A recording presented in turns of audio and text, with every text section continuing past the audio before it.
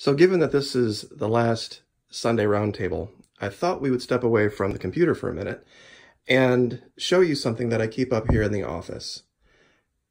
The top poster is 24 common logic fallacies that we have trained on extensively.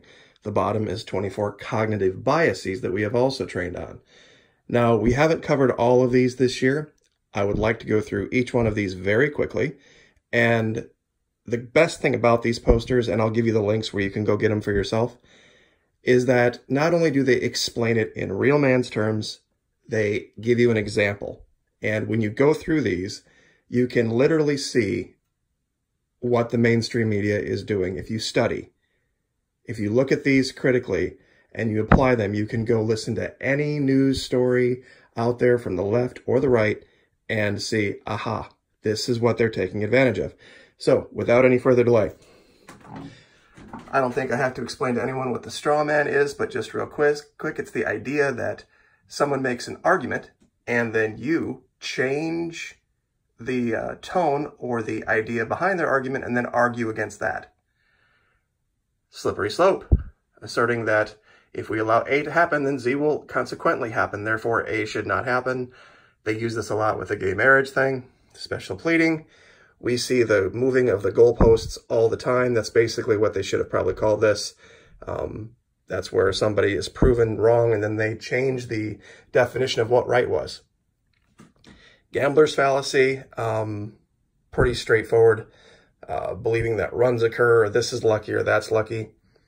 Black or white, we see this so much with our either Republican or Democrat idea that no third ideas can possibly exist.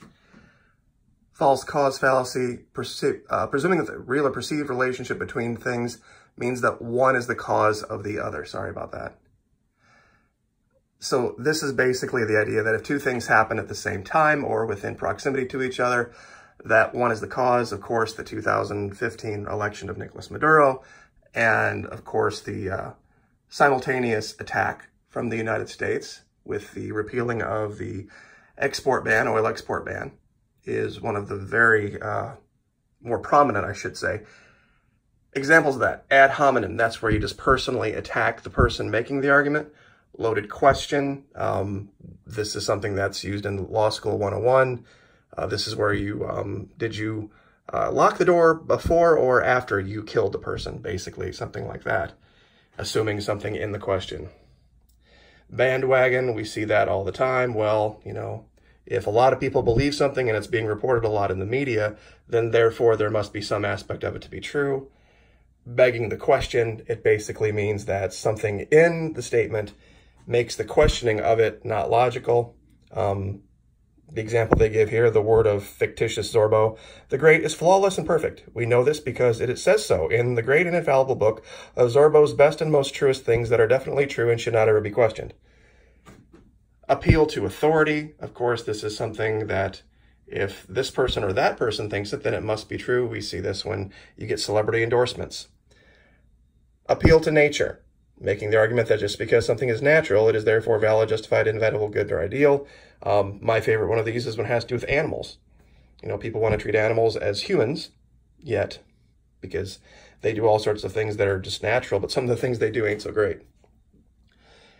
Composition division, assuming that what's true about one part, something has to be applied to all or other parts of it. It's the idea of, I mean, my specific version would be government. Even though our government is corrupt and has a lot of problems with it, it's not an attack on the concept of government. Anecdotal evidence, we've covered this so much where you take one specific example of something and use it as the example for all. Appeal to emotion, that goes with it, where you make people feel something, not think. Tu quo que, that's where you get confronted on something and then you turn around and then attack the person attacking you for something they might have done in the past that wasn't so savory. Burden of proof. Basically, the idea here is prove to me the earth is not flat right here, right now, standing, you know, on the street corner. You know, you can't, clearly, but we both know that's not true. No true Scotsman. Of course, this kind of goes along with the bandwagon where it's like, well, no real conservative would ever disagree with Donald Trump. The Texas sharpshooter, cherry-picking data. and saying that because this happened and these numbers agree with our statement here, then it's all completely true. Middle ground compromise fallacy, that not always does it mean the middle ground is the best way to go. Genetic, this is where if I would pull a story, even it could be at 12 different websites. And if I would just happen to use the CNN version of that exact same story, even though all the facts are the same, it would get dismissed. Well, why? Because genetically it's from CNN. Using double meanings or ambiguities or language to mislead or represent the truth. We see that a lot when we deal with South America, right-wing, left-wing being the big example. Personal incredulity that, oh, well, if people think it's that crazy, then it couldn't possibly be true. And then here, the fallacy, I think they were just looking for a 24th one to put up here to, the idea that if there is some fallacy in the statement made, that it's automatically not true. Alrighty, that wasn't bad, about 5 minutes. All right, so the 24 cognitive biases. And like I said, you can get these posters for yourself, and I will give you the links. Curse of knowledge. Once you understand something, you presumed it to be obvious to everyone. This is something where it's not really a fallacy. A cognitive bias just means that when we get comfortable with an idea and understanding something, when others have a hard time following it, we sometimes get a little flustered and don't understand them. Self-serving bias. You believe your failures are due to external factors, yet you're personally responsible for your successes. Of course, you do great on a test, it's because I'm smart. I do bad on a test, it's because the teacher hates me. Negativity bias. We see this a lot, and I have to work on this on YouTube. I think we all should probably work on this, that we kind of overweight the negative. It's just, it is what it is. One of the truths of YouTube is that you will get just as much traffic from people that disagree with you as agree with you. And it just, my channel is a perfect example of that. Pessimism bias, basically the same thing. Spotlight effect. You overestimate how much people notice how you look and act. That's true. We get very self-conscious sometimes when we know there's some problem with us. We assume everybody else sees it. Reactance. You'd rather do the opposite of what someone is trying to make you do. That's a great way to get your kids to do things. I'm sure that a lot of you already know what that is. Optimism bias. You know, there are all those folks that think everything's just going to be okay. That does with availability heuristic. Groupthink. Let the social dynamics of a group situation override the best outcomes. Let's just all move with the sheep. Belief bias. If a conclusion supports your existing beliefs, you'll rationalize anything that supports it. We see this all the time. Because if we've already emotionally invested in a belief system and it would hurt to contradict it, we will always go to the thing that feels good.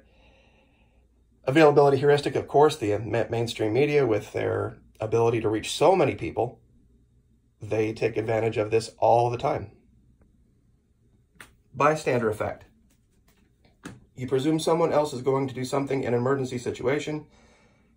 This has a lot to do with the shit hits the fan stuff that I talk about, that maybe I should do a better job of explaining, that people are going to react not like you think, but more like what you would do.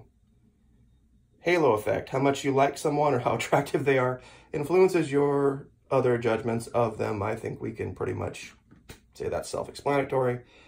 Placebo effect. If you believe that you're taking something or you're doing something that's good, it will be. Fundamental attribution error. You judge others on their character, but yourself on the situation. We are all guilty of that. I will definitely, absolutely take the hit on that. I need to work on that. In-group bias. You unfairly favor those who belong to your group. Once again, we see this in the Trump supporters. And to the left to some extent, but not nearly as much as the Trump people. You allow yourself to be unduly influenced by context and delivery. Okay, this has to do a lot with the pretty girls on Fox. That we know that the chemical changes that occur in the male mind, just by hearing the voice of and seeing the presence of a woman dressed as they do on Fox, will completely change the way the information they're saying is processed. That's biological chemistry.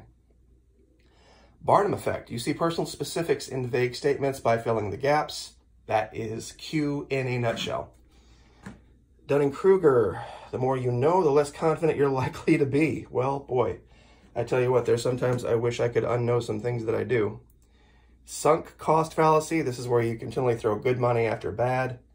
Irrationally clinging to things that have already cost you something. I think we're going to see that a lot in the next couple of years with people that have realized they got played with the current administration. Anchoring. The first thing you judge influences your judgment of all that follows. Well, I think that just goes to life experience. Be especially mindful of this bias during financial negotiations, such as houses, cars, salaries.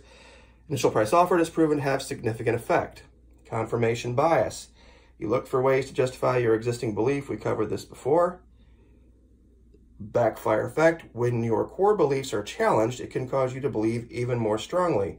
We are seeing this also a lot with Q, with WWG1, WW, whatever that is, Wigga Wagga, where we go one, where we go all, this kind of stuff. Declinism. You remember the past as better than it was and expect the future to be worse than it will likely be. Well, isn't that MAGA? Right there, that we want things to be back the way they were? Because that's the whole A part of MAGA, Make America Great Again. And then just world hypothesis, your preference for a just world makes you presume that it exists when most likely that it doesn't. So anyway, the Big 48. And each one of these has many different examples and can be explored much further. But like I said, I'll give you the links. You can download these, and to have these right on the wall to look at definitely makes life a lot easier. So you guys have a great new year. Like, share, subscribe, and we will see you next time. Thanks.